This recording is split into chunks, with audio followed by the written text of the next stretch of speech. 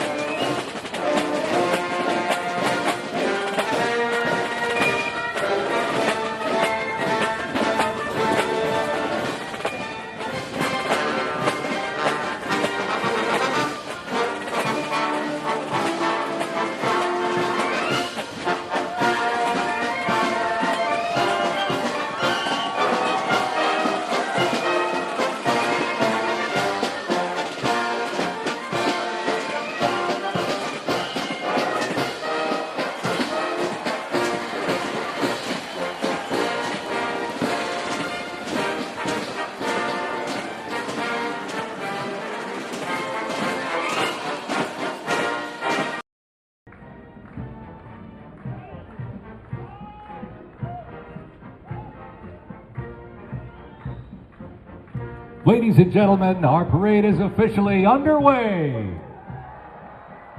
Up first, internationally renowned as one of the world's finest professional music organizations, the United States Army Band Pershing Zone. They are the premier music organization of the U.S. Army, our nation's most senior service. Stationed at Joint Base Meyer-Henderson Hall, Virginia, it plays an important musical role in events of national and international significance. They were founded back in 1922 by Army Chief of Staff John J. Pershing. led today by Colonel Bruce R. Pulver and Drum Major Rob Moore. Today, Pershing Zone is playing a melody entitled The Army Goes Rolling Along. This was actually written in 1908 by the then Lieutenant Edmund Louis Snitz Gruber, which was a descendant of Franz Gruber, who composed Silent Night. It was originally written to be the 5th Artillery Regimental song titled The Caissons Go Rolling Along, and in 1956 the lyrics were revised by Harold Arberg as the official song of the U.S. Army, and then retitled The Army Goes Rolling Along. Pershing Zone carries on its century-old legacy to every soldier, the Army song. The 3rd Infantry Regiment, the oldest active duty unit in the U.S. Army. Established back in 1784, the unit was dubbed the Old Guard by Major General Winfield Scott during a victory parade in Mexico City after the Mexican War. It is the U.S. Army's official ceremonial unit and presidential escort, conducting year-round tactical training to ensure the highest standards and utmost discipline of its soldiers. The unit routinely represents the U.S. Army and our nation in official ceremonies, major sporting events, and their own, the U.S. Army's own Twilight Tattoo. The Old Guard also maintains 24-hour vigil of the Tomb of the Unknown Soldier, while also conducting funeral services honoring our fallen heroes in Arlington National Cemetery.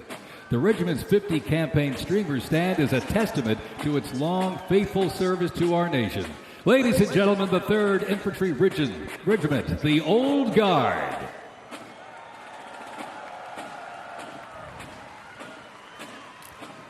In 1775, the shot heard round the world at Lexington and Concord sparked a revolution, uniting 13 colonies and forging a continental army from farmers and frontiersmen. Against the odds, they turned the tide at Trenton and Saratoga, survived Valley Forge, and at Yorktown forced a British surrender, securing independence and giving birth to the United States of America.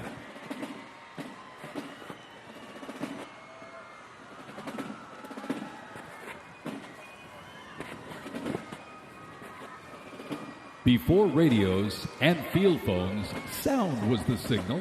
In the Continental Army, fifes and drums carried commands across the chaos of battle, telling soldiers when to advance, when to retreat, eat, even when to rest. That legacy actually lives on today with the U.S. Army Fife and Drum Corps, part of the 3rd Infantry Regiment known as the Old Guard. Founded back in 1960, they're the only unit of their kind in the armed forces. Performing in uniforms patterned after those worn by General Washington's musicians. Playing period instruments with patriotic precision, they bring history to life, sharing the sound and spirit of the Revolution through more than 500 performances each year, both at home and around the world, too. The Old Guard, Fife and Drum Corps, everybody.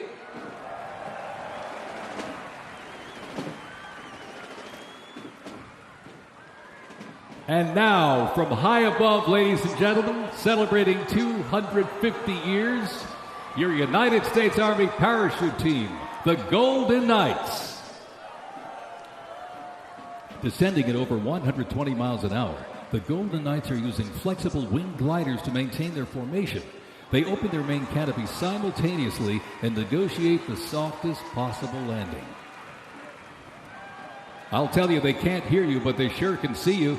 You can give them a great big wave, ladies and gentlemen. The Golden Knights, the finest parachuting team in the world.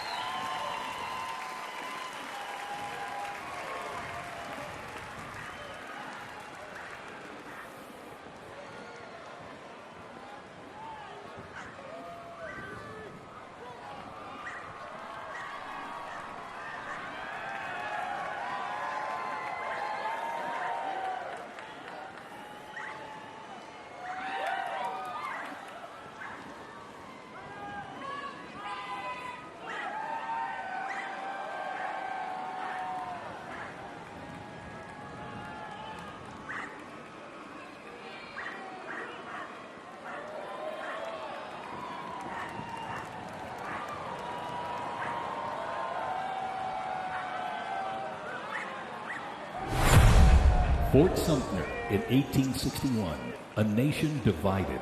Over 4 brutal years, nearly 2 million soldiers fought to preserve the Union. Among them, 5 future presidents and the first recipients of a brand new military decoration, the Medal of Honor. With independence won, our nation's westward expansion began. The Army moved in step, guarding settlers as native scouts lit the way. Immigrants joined the cause, and the Buffalo Soldiers etched a legacy of grit and honor across the American frontier.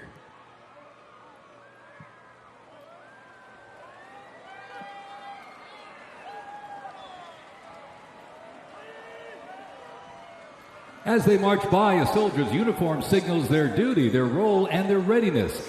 And by the late 1850s, official regulations outlined distinct looks, shaping the Army's identity and function across the force. Soldiers were issued 2 coats. One, a short sack coat for work and battle, with brass buttons and colored trim that marked their rank. Well, by war's end, that rugged sack coat became the soldier's uniform of choice. As the war escalated, volunteer enlistment surged. Congress authorized support for a force of up to 500,000 new troops, answering the call to preserve the Union. As they march by, representing the Civil War era of our nation's history, is the 4th Infantry Division based out of Fort Carson, Colorado.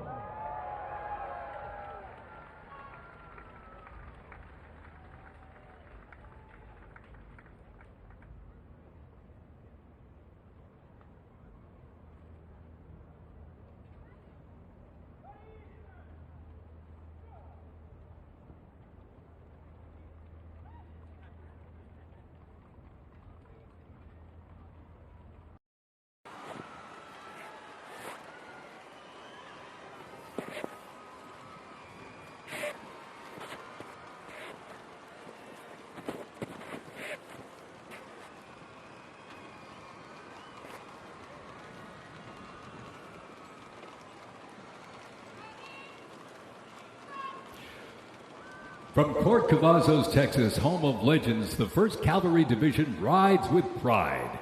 Born from the thunder of horse cavalry traditions of the Civil War, the 1st team forged its reputation on the front lines of history. They stormed Manila with the flying column, charged into Pyongyang as the first to breach the line and face the brutal crucible of Ia Drang, the first of 13 named campaigns in Vietnam where they proved their mettle. Today, that same warrior spirit lives on. You'll know the name, and you'll know them by their iconic cav hats, elite soldiers, and cutting-edge equipment. Tough, fit, fearless. The 1st Cavalry Division is a lethal, disciplined force that stands ready to fight and win anywhere, anytime, and the legacy rides on. This is the Cav.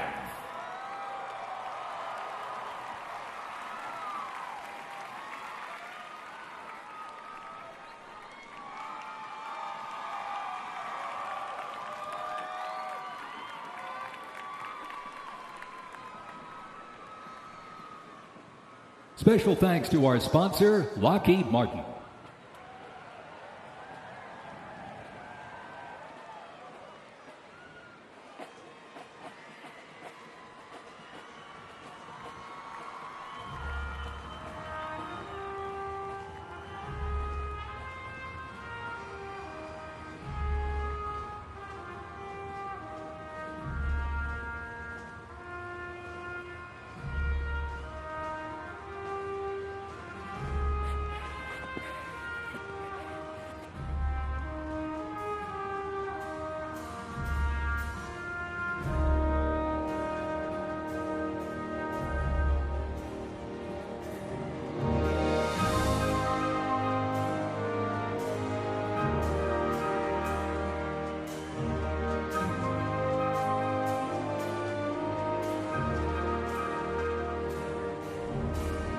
In 1914, years of escalating competition between European alliances culminate in the outbreak of the First World War.